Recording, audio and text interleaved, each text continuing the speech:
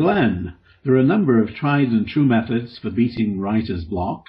Why didn't you use them? Oh, well, there's a couple of reasons for it. First, and probably foremost, is that I don't like solving symptoms, right? Writer's block is just a symptom. It isn't the cause of the problem. It isn't the cause that underlies what's happening. I would much rather eliminate writer's block. That's why we call it demolition. You want to eliminate writer's block from the whole writing process if you can. Of course, you can't entirely do that, but you can do a lot of it.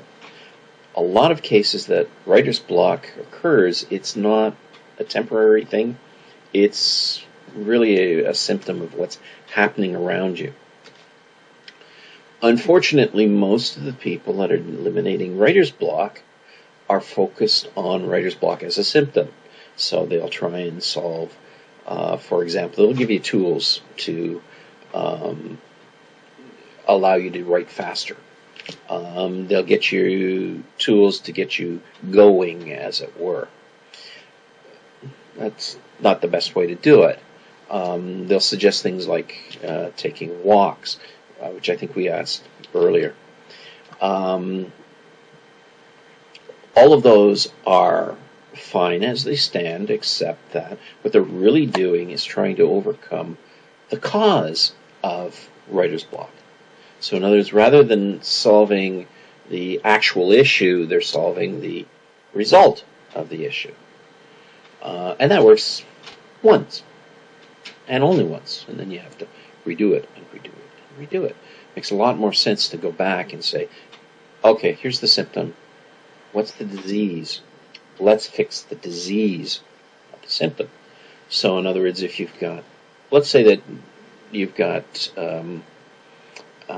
a brain tumor. We'll be silly here.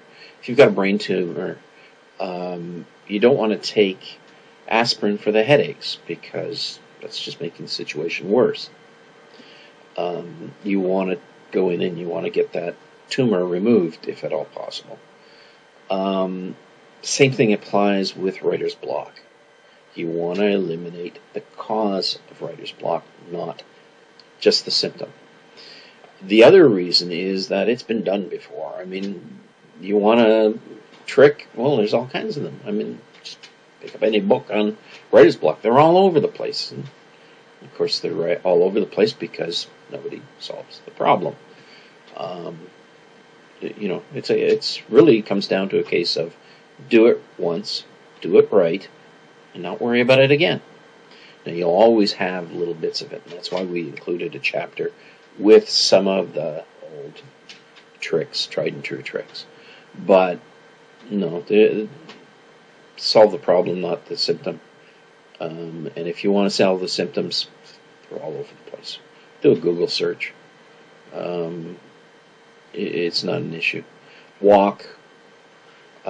Do some speed writing.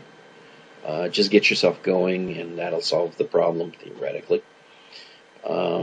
Or better still, make sure you got the right system in place that feeds you the ideas when you need it.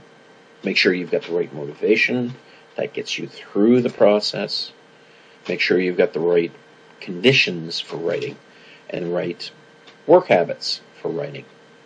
And suddenly, 96% of your writer's block disappears. It just goes. Never occurs again. That's part of the reason why professional writers consider it as nonsense. The only people who can afford to have writer's block are amateurs. They can't afford it, so they make sure that the problem is solved. And it's gone.